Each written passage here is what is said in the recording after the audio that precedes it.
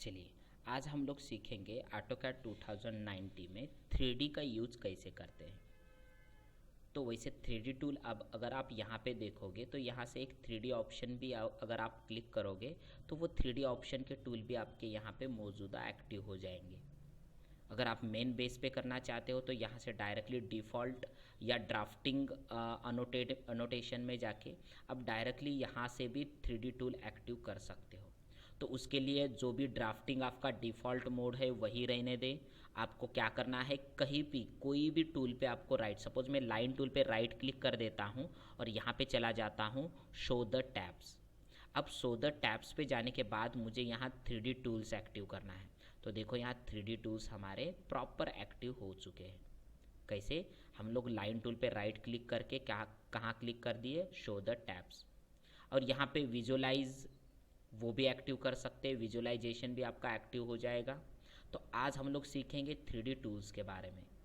तो 3D tools में यहाँ पे सॉलिड हिस्ट्री रहेगी, फिर से आपको यहाँ मॉडलिंग में आपको रहेगा बॉक्स, जो बॉक्स में बहुत सारे ऑप्शंस होंगे, या एक्सट्रूड होगा, या जो भी रिवोल्ट होगा रिवॉल्व होगा, और क्या रहेगा, लॉफ्ट और शिफ्ट होगा।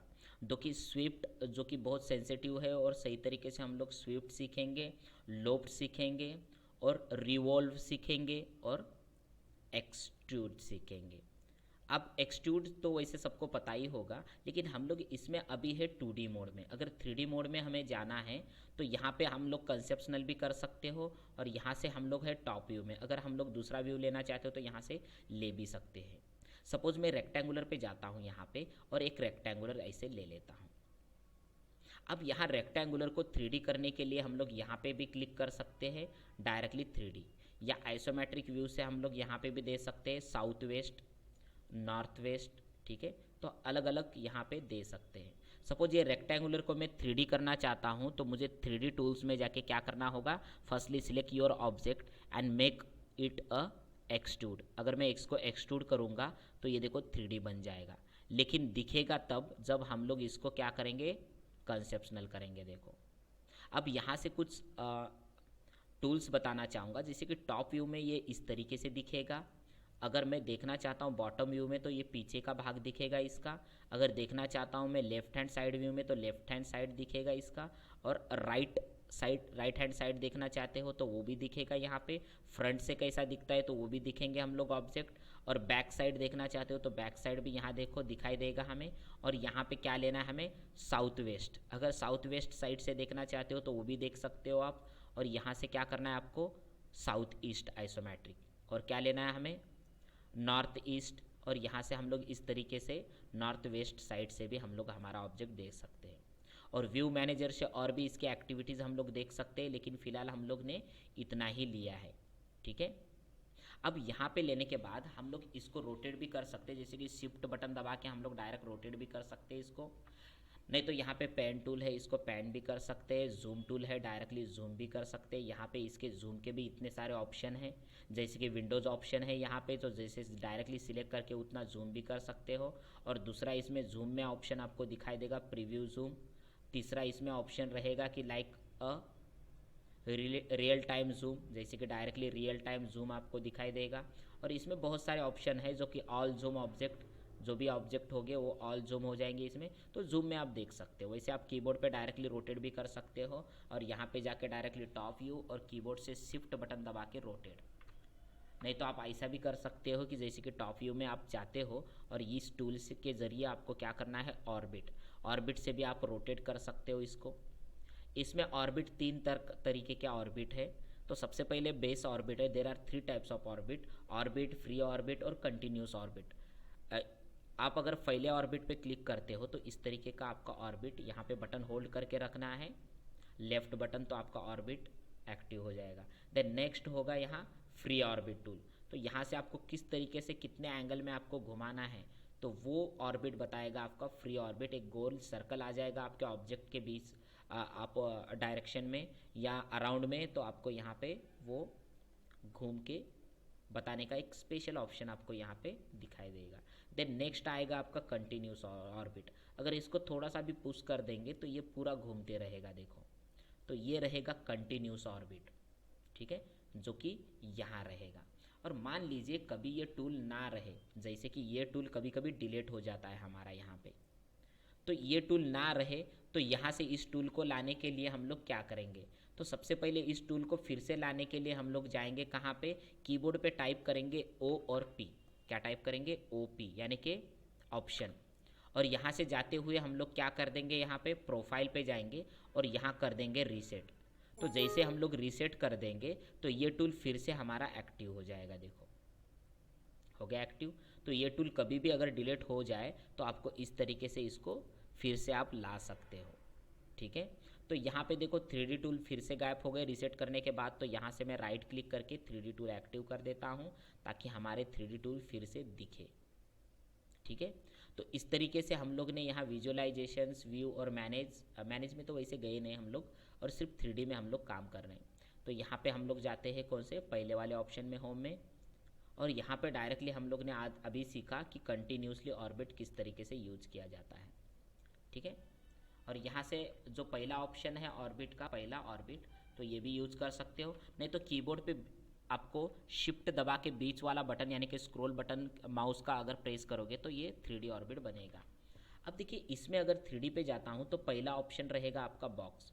बॉक्स में अगर क्लिक करोगे और यहाँ कोई रेक्टेंगुलर आपका होगा, जैसे कि REC, एक रेक्टेंगुलर लेता हूँ। अगर इसको मैं 3D बनाना चाहता हूँ तो बॉक्स पे जाके पहला पॉइंट और दूसरा पॉइंट क्लिक करके मैं इसको बॉक्स बना सकता हूँ। देखो आया। ठीक है, अगर डायरेक्टली कैजुअली आप मतलब कोई भी साइज़ में अगर बॉक्स बनाना चाहते हो तो डायरेक्टली आप देखो इस तरीके का आप बॉक्स यहाँ पे क्रिएट कर सकते हो, जो भी हाइट या विड्थ देना चाहते हो।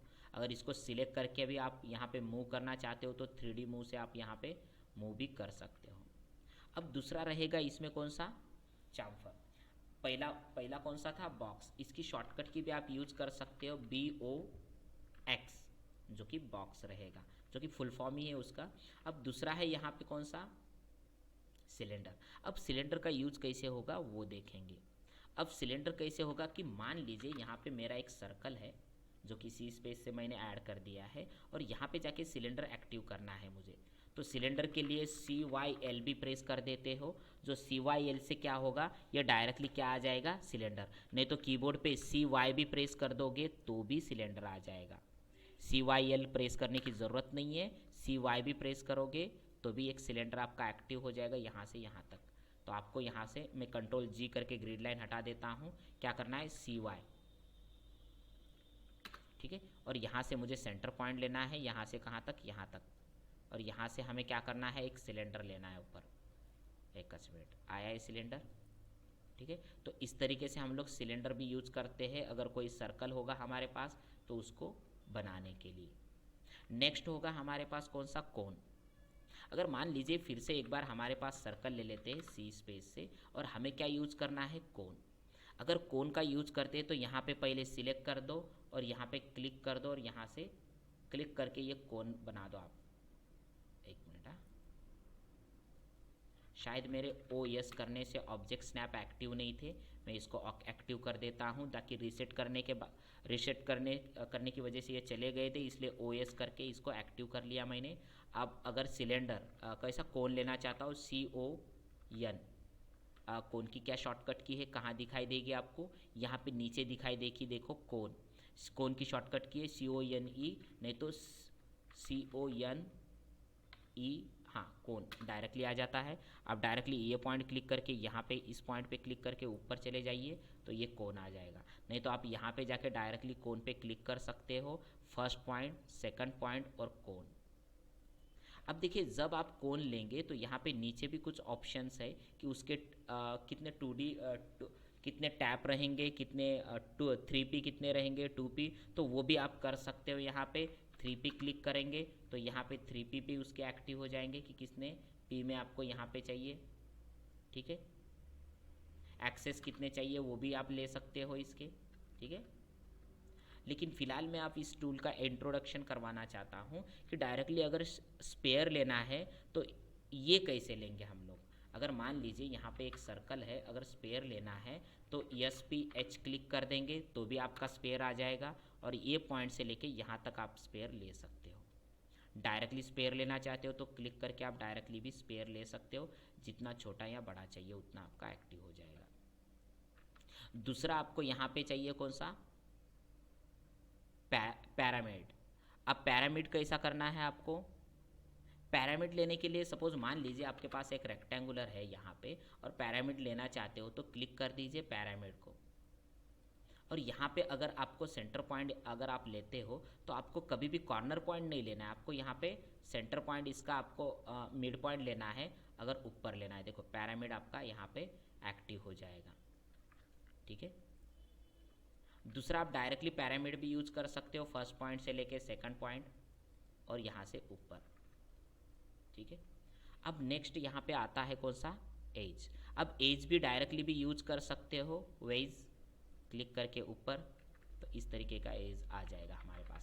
REC करके रेक्टेंगुलर लेते हैं और वेज लेने के लिए हम लोग यहाँ पे क्लिक करेंगे फर्स्ट पॉइंट और सेकंड पॉइंट और ये वेज हमारा बन के आ जाएगा। देखो अब इसको अलग डायमेंशन में लेना चाहते हो तो वेज पे क्लिक करके फर्स्ट पॉइंट और यहाँ पे सेकंड पॉइंट और यहाँ से ऊपर, ये देखो।